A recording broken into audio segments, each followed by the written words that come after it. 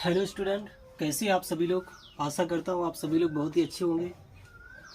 आज मैं इस लेक्चर में क्लास 10 की एक्सरसाइज 1.2 जो मैथ तुम्हारी बुक होगी उस बुक से तुम्हारी एक्सरसाइज 1.2 से क्वेश्चन नंबर 4 लेके आया हूँ। ये क्वेश्चन आपका इतना इंपॉर्टेंट है कि ये हर साल एग्जाम में ज़रूर पूछा जाता है। ठीक है, तो चलिए क्वेश्चन को पढ़ते हैं क्या चीज़ है। क्वेश्चन में कह रहा है, दिया है कि एसीओ को 306 कमा 657 बराबर 9।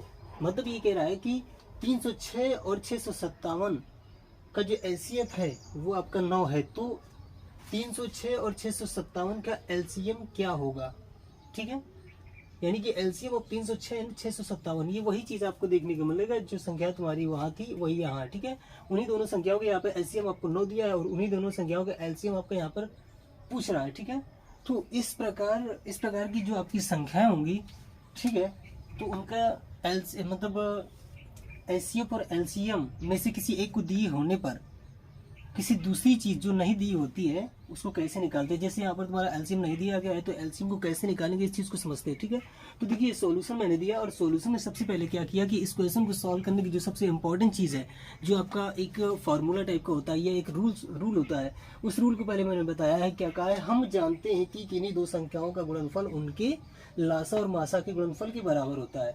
मतलब यहाँ पर ये बताया जा रहा है कि जब भी कभी कोई दो संख्याएं दी गई हों तो उन दोनों संख्याओं का जो गुणनफल होता है वो हमेशा उन्हीं दोनों संख्याओं के लासा और मासा के गुणनफल के बराबर आता है। ठीक है, यहाँ पर एचसीएफ जो आपका है वो है मासा और एलसीएम जो है आपका वो है लासा। ठीक है, इस चीज़ को दोनों भाषाओं में यहाँ पर बता दिया गया है। ठीक है, अब आगे चलते हैं। तो देखिए जैसे इस चीज़ को हम जाने कि किन्हीं दो संख्याओं का लासा किन्हीं दो संख्याओं का गुणनफल उन्हीं दोनों संख्याओं के लासा और मासा के गुणनफल के बराबर होता है। जैसे इस चीज़ को जाने तो उसके बाद में देखो, इसलिए यहीं से इसी रिलेशन के हिसाब से देखो दोनों संख्याओं का कर रहा है क्या गुणनफल, वो दोनों संख्याएं कौन है, यही। ठीक है, तो उन्हीं दोनों संख्याओं का गुणनफल किया अकॉर्डिंग टू दिस थ्योरी, इस थ्योरी के हिसाब से।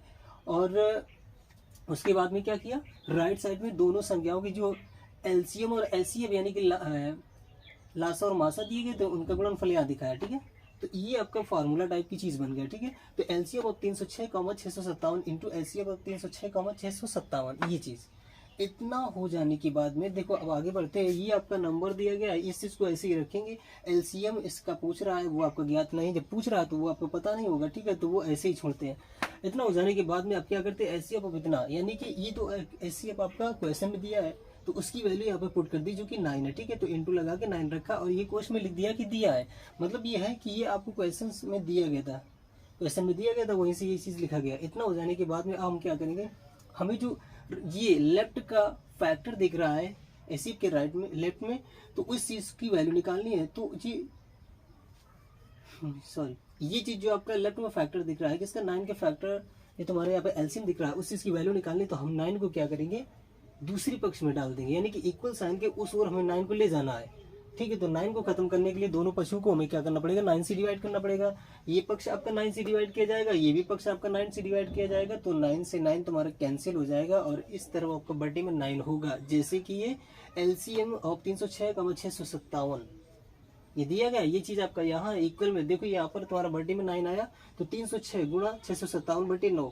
अब देखो 9 से 657 को डिवाइड करेंगे तो तुम्हारा ये रिजल्ट जो 73 यानी कि क्वेश्चन भागफल तुम्हारा 73 आया। ये कैसे आया है, 9 से इसे डिवाइड करेंगे। देखो 9 से 6 नहीं जाएगा, ये 65 है, 65 को 63 इसमें घटाएंगे बचेगा कितना, 7 टाइम में 63 को घटाएंगे बचेगा 2 के रेट में 7 से ये तुम्हारा 27 बना, यानी कि 27, 9 की पहाड़ा में 9 तिया 27, ये आ गया 73 गुणा 306 ये बचा। अब इस चीज़ का प्रोडक्ट निकाला तो ये 22,338 जो निकला है वही आपका क्या होगा, उन्हीं दोनों 306 और 657 का एलसीएम बन जाएगा, जिसे हम शॉर्ट गणित की भाषा में इस प्रकार से भी बोल सकते हैं, यानी कि एलसीएम ऑफ 306 657 इस प्रकार से कि किसी भी प्रकार की तुम्हारी दो संख्या डाल सकता है और उन दोनों संख्याओं में से किसी एक का उन दोनों संख्याओं में जो लासा और मासा निकलने होंगे उनमें से किसी एक को देगा। हो सकता है लासा देगा तो मासा पूछेगा, मासा दिया होगा तो लासा पूछेगा। जैसे यहाँ मासा दिया तो आपका लासा पूछा है,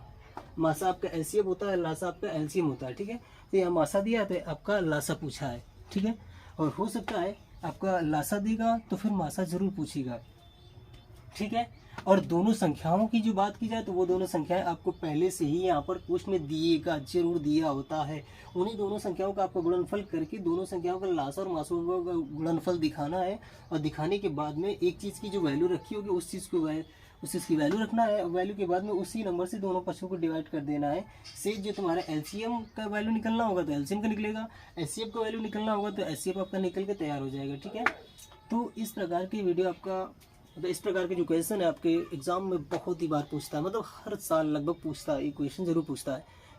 तो ऐसी क्वेश्चन के लिए मतलब इसी प्रकार के क्वेश्चन जो तुम्हारे एग्जाम में आने लायक होते हैं, ऐसे ही क्वेश्चन मैं आप लोगों को अपने लेक्चर में शेयर कराता हूँ, ताकि आप लोगों का समय ज़्यादा बर्बाद ना हो सके और माइंड में इतना ज़्यादा बर्डन भी ना हो, और आप अच्छे से अपने एग्जाम में इस प्रकार के क्वेश्चन को कर सके। तो इसी प्रकार के और भी वीडियो देखने के लिए हमसे जुड़े रहें और हमारे चैनल को सब्सक्राइब करें। तो तब तक के लिए मिलते हैं फिर अगली वीडियो में।